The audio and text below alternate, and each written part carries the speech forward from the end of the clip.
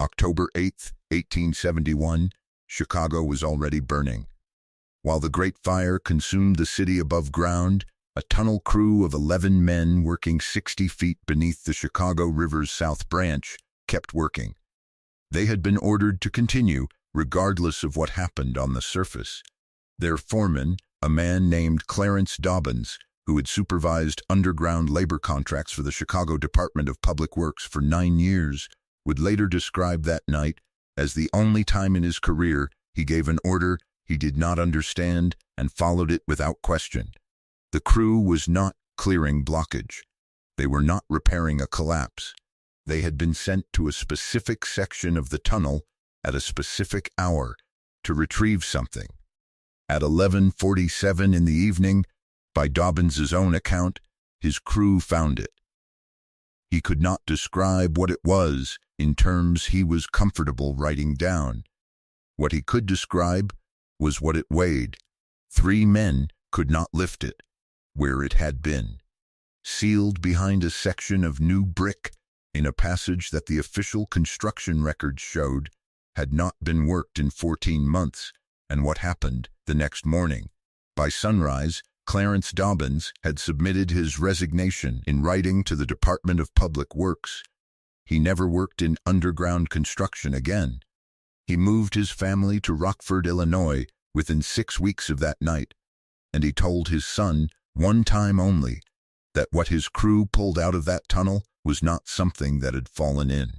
The official record of the Chicago tunnel system's activity on the night of October 8, 1871, contains no entry for Crew 7 and no entry for the South Branch Passage, where Dobbins's men were working. The Department of Public Works fire log for that period, which was itself partially damaged in the Great Fire, shows 3 tunnel crews working on the night of the 8th. Dobbins's crew is not among them. What the Department of Public Works log does contain, in an entry dated October 14, 1871, 6 days after the fire, is a notation that Passage Segment 12 South has been decommissioned due to structural compromise and sealed pending future assessment. The date of that sealing is 6 days after the fire, not during it, not before it. 6 days after. Clarence Dobbins was not a man given to exaggeration. He had supervised the installation of 19 tunnel segments across the Chicago waterworks system between 1862 and 1871. He had overseen work under 3 separate department commissioners through the winter of 1864, when tunnel temperatures dropped to conditions that froze the water out of masonry mortar and slowed his crew to half speed for 11 consecutive weeks, and through the flooding event of 1866, when a river breach filled the lower South Branch with 3 feet of standing water, and Dobbins kept his men working in it rather than suspend the project schedule. Not one complaint, not one disciplinary notation, not one contract dispute appears in his personnel record, which is held in the Chicago City Archives under the collection designation Public Works Personnel 1855-1880. He was 41 years old on the night of October 8th. He was a sober man, a methodical man, a man who had spent the better part of a decade making precise measurements underground in conditions that would have broken someone less composed. He was not the kind of man who quit. If buried records like this one are what you have been looking for, take a second to subscribe and hit the notification bell. It costs you nothing, and it keeps this channel pulling threads that the official record would prefer to leave undisturbed. Now back to Clarence Dobbins and to what his crew found in the dark beneath the Chicago River. To understand what was in that tunnel, we have to go back to what the tunnels actually were, not what the official history of Chicago infrastructure describes them as, but what the record of their construction, examined closely, suggests they were built to do. The official account holds that the Chicago tunnel system, as it existed in 1871, was a waterworks and freight conveyance network. A series of brick-lined passages built beneath the river and the central business district to move water intake pipes, and, beginning in 1869, freight cargo between warehouses and the rail terminus without congesting the streets above. That account is accurate. The tunnels were used for those purposes. What the official account does not address is the section of the system that does not appear in the original 1860 engineering specifications, and that was not publicly announced during its construction. The section that runs beneath the south branch of the Chicago River at a depth inconsistent with the waterworks function, 60 to 70 feet below the riverbed, rather than the 30 to 40 feet at which the utility passages were laid. That section appears in internal Department of Public Works correspondence beginning in 1864. It does not appear in any public notice, any city council record, or any engineering report submitted to the Common Council of Chicago during the period of its construction. It was built. It simply was not announced. The man most directly responsible for the design of the Chicago tunnel system's deeper passages was a civil engineer named Demetrius Frederick Boyington, who had come to Chicago in 1853 and who is better remembered today for his architectural work, the water tower on North Michigan Avenue, that survived the Great Fire, being among his most recognized achievements. What is not in the standard accounts of Boyington's career is his involvement with the subsurface planning documents prepared for the Department of Public Works between 1863 and 1866. Those documents, a set of 60 one-hand drafted engineering sheets, were listed in the city's official inventory of records, lost in the Great Fire. They were not lost. A subset of them, 22 sheets, was deposited by an unnamed department employee in the collection of the Chicago Historical Society in October of 1872, 1 year after the fire, without explanation or accompanying documentation. No letter was included. No name was given. The deposit was made in person, and the receiving archivist noted only that the individual who brought them was a man of middle age and professional dress who declined to leave his name and said only that the sheets needed to be kept. They sat in that collection, miscatalogued under the general heading Chicago Infrastructure Miscellany, for 83 years before a researcher examining waterworks history in 1955 identified them as Boyington's work by comparing the draftsmanship with authenticated drawings held at the Newberry Library. 3 of those 22 sheets show passages at depths and orientations that do not correspond to any published description of the Chicago tunnel system. One of those passages corresponds, by coordinate, to the South Branch section that Dobbin's crew was working on the night of October 8th. That researcher, a graduate student in urban planning at the University of Illinois at Chicago, named Howard Prell, wrote a 30-page analysis of those 3 anomalous sheets in 1956 and submitted it to his department as a thesis chapter. The chapter was declined by his advisor without written explanation. Prell completed his degree on a different topic and spent his career as a municipal planner in the Detroit area. He gave one interview about the Boyington sheets in 1981 to a small historical newsletter called Beneath the City, which ran for 6 issues before ceasing publication. The interview exists in the collection of the Newberry Library in Chicago. Prell died in 1994. His 1956 analysis has never been published. The Boyington sheets are still in the Chicago History Museum collection. They are listed in the Finding Aid. They are available to any researcher who requests them. In 68 years, no one in the academic press on Chicago history has engaged with what those 3 anomalous drawings show. But here is what makes Dobbin's account different from every other unsourced claim about what lies beneath Chicago. In 1887, A utility crew extending a gas main in the South Loop broke through a section of brick wall at a depth of 58 feet and found a passage that did not appear on any of their survey maps.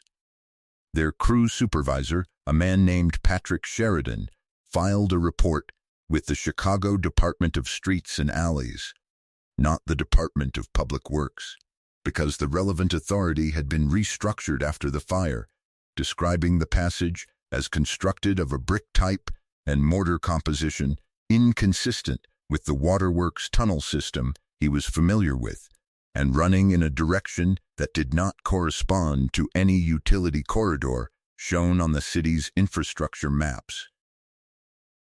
Sheridan's report is in the Chicago City Archives under Streets and Alleys Incident Reports 1885-1890.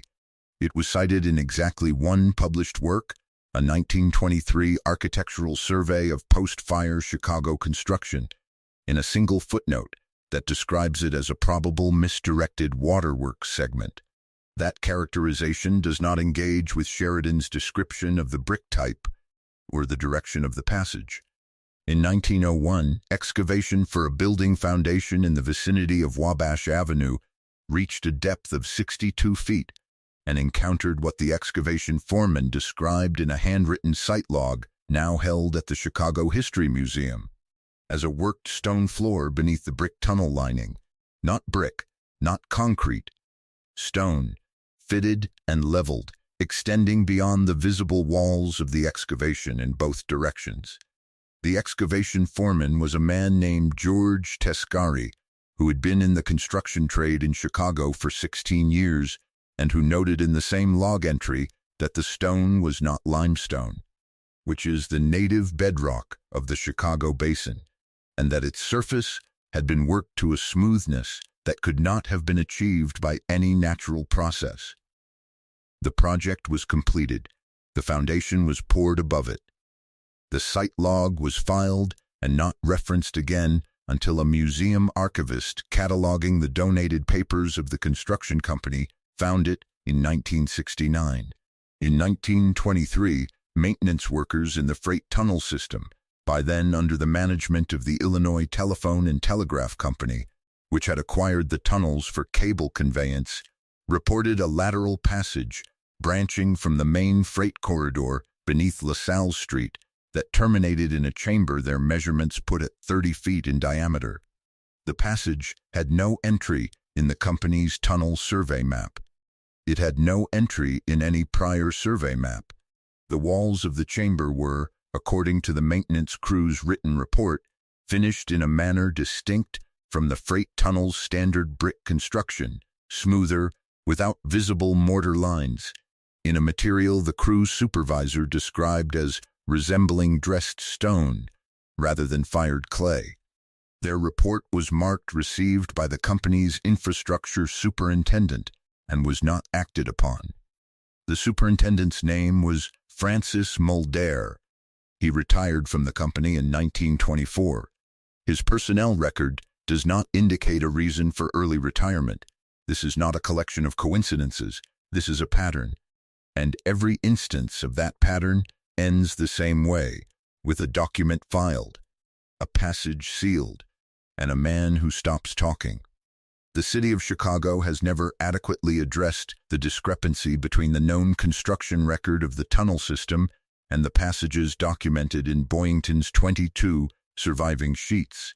It has never explained why passage segment 12 South was decommissioned and sealed 6 days after the Great Fire, rather than during or immediately following it, when all other damaged sections of the tunnel system were handled in the days of the fire itself. It has never explained why Clarence Dobbins's crew does not appear in the Department of Public Works Fire Night log, when Dobbins's own personnel record, termination documentation, and family correspondence confirm that he was present in the tunnel system on the night of October 8th.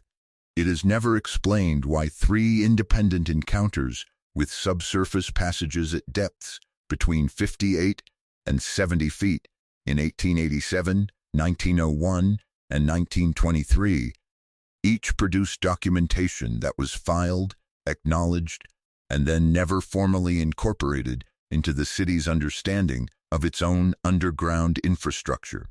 It has never explained who deposited the Boyington sheets at the Chicago Historical Society in October of 1872, why that person declined to give their name, and what they believed was worth preserving in those particular 22 drawings out of an original 61.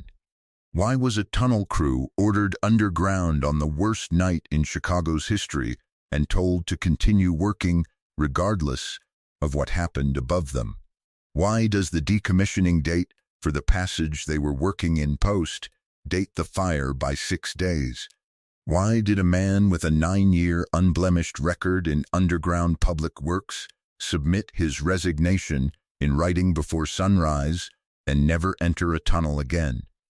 These questions do not go away because the city's records are incomplete and its infrastructure has been rebuilt twice since 1871.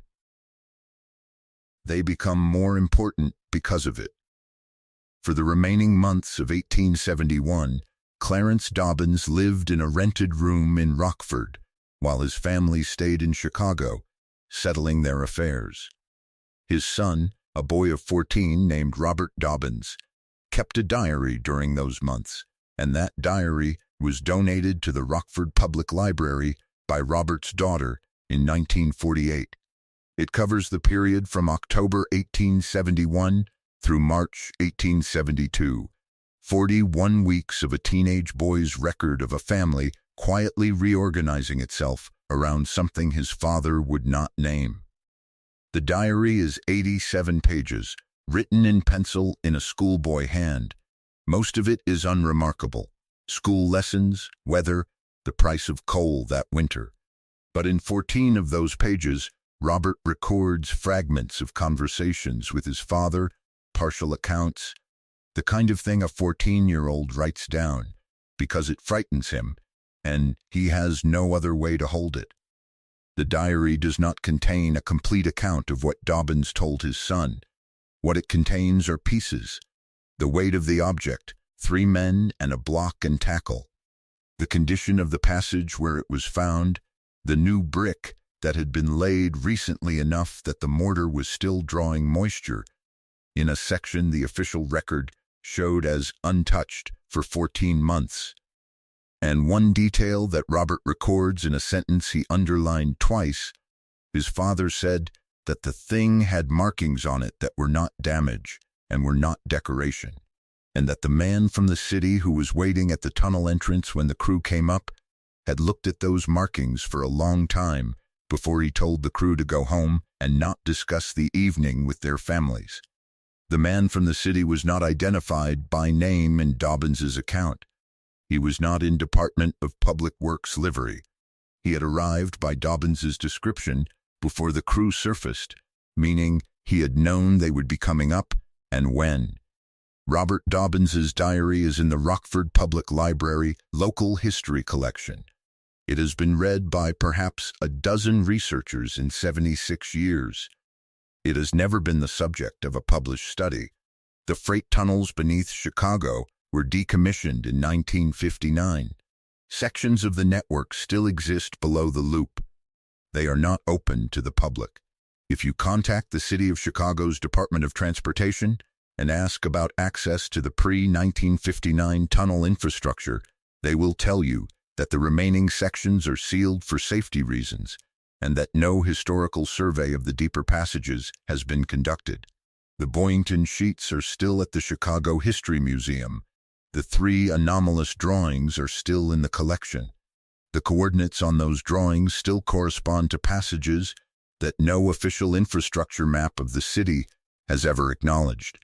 And somewhere below the South Loop, beneath the freight corridor, and below the waterworks passages, and below the gas mains that Sheridan's crew broke through in 1887, whatever Clarence Dobbins's 11 men lifted out of the South Branch Passage on the night the city burned above them came from a room that someone had recently bricked shut.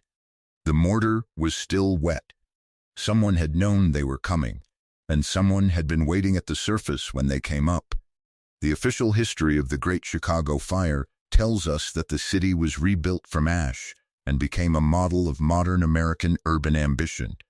What the documented record tells us is that the ground beneath that rebuilt city contains passages no official survey has ever mapped, objects no official record describes, and at least one foreman who spent the rest of his life not talking about what he had done that night except to a 14-year-old boy who wrote it down because he could not sleep.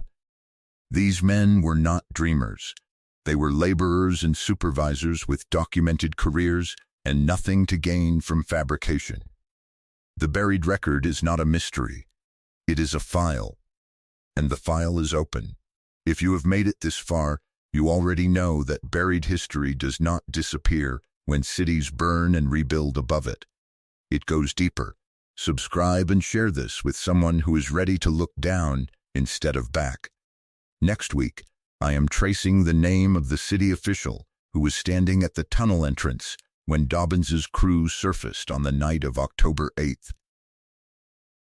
There is only one figure in the Department of Public Works records for 1871 who had the authority to issue a direct order to a tunnel crew and the means to be at a specific location at midnight without any record of his presence there. His name connects to a land acquisition that occurred 17 days after the fire, a transaction that, at the prices paid, made no economic sense unless the buyer already knew what was underground before the fire destroyed the paperwork above it.